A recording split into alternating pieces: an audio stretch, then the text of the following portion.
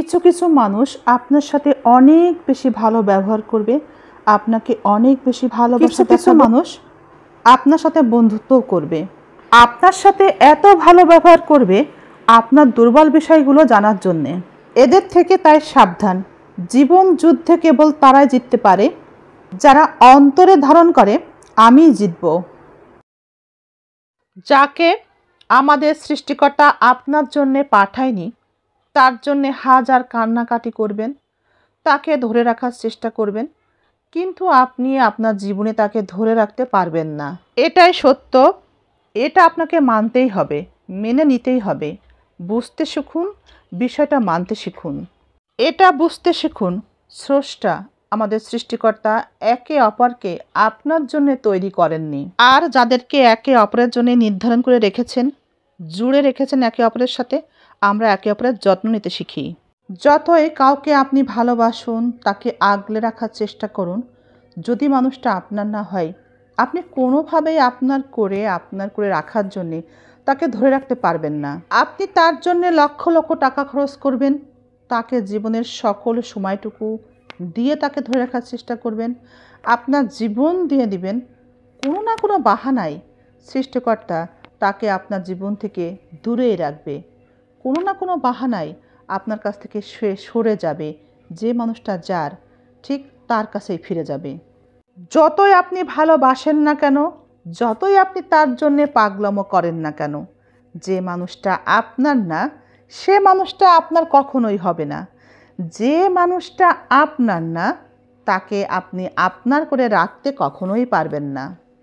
যতই ভালোবাসুন, যতই আগলে রাখার চেষ্টা করুন, যতই তার জন্যে পাগলামো করুন, যে জীবন থেকে যাওয়ার সে চলে যাবেই। যাকে আপনার স্রষ্টা আপনার করে এই পৃথিবীতে পাঠায়নি তার জন্য আপনি হাজার কান্নাকাটি করেও, হাজারো বাহানা করেও তাকে আপনি কখনোই পাবেন না।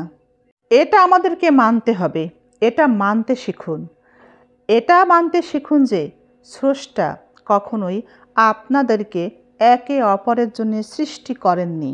আমরা অনেকেই বিবাহিত হওয়ার পরেও একে অপরের জন্য এভাবে পাগলামি করে যাই। আপনাদের উদ্দেশ্য বলবো, যে মানুষটা আপনার জন্য সৃষ্টিই হয়নি তার জন্য আপনি যত পাগলামি করেন না কেন, রব যেহেতু আপনার জন্য তাকে সৃষ্টিই করেননি, তাই আপনার এই পাগলামিতে হয়তো একটা সংসারে অশান্তি হবে, কিন্তু তাকে আপনি কখনোই পাবেন না। যখন আমরা মেনে নিতে শিখব যে মানুষটা আমাদের জন্য সৃষ্টি হয়নি তাকে আমরা কখনোই পাবো না, তবে নিজের মধ্যেও আমরা শান্তি অনুভব করব এবং অন্য একটা সংসারেও কিন্তু শান্তি থাকবে। আমরা কেউ কখনোই আর নিজের মনের মধ্যে কোনো ব্যথাই অনুভব করব না। সে আমার না ভাবলেই হৃদয়ের মধ্যে মোচড় দিয়ে ওঠে, চোখের পানিতে চোখ ভিজে যায়। কিন্তু যখনই আপনি এটা বুঝতে শিখবেন, এটা মানতে শিখবেন, আমাদের সৃষ্টিকর্তা আমাদের জন্য যাকে সৃষ্টি করেছেন তিনি কেবল আমার, তিনি চাইলেই কেবল সে আমার। যতক্ষণ মানুষটি আমাদের ভাগ্যে আছে ততক্ষণই সে আমার। শত ভালোবাসা, শত চেষ্টার পরেও যদি সে মানুষটা আমার থাকতে না চায়, তবে ভাবতে হবে এটা আমার ভাগ্যে ছিল না। তবুও আফসোস থেকে যায়। কিন্তু যখনই আপনি বুঝবেন এবং মানতে শিখবেন, সব ভালো কিছুর মধ্যেও সব ভালো থাকে না, সৃষ্টিকর্তাই ভালো জানেন আমাদের জন্য ভালো কোনটা।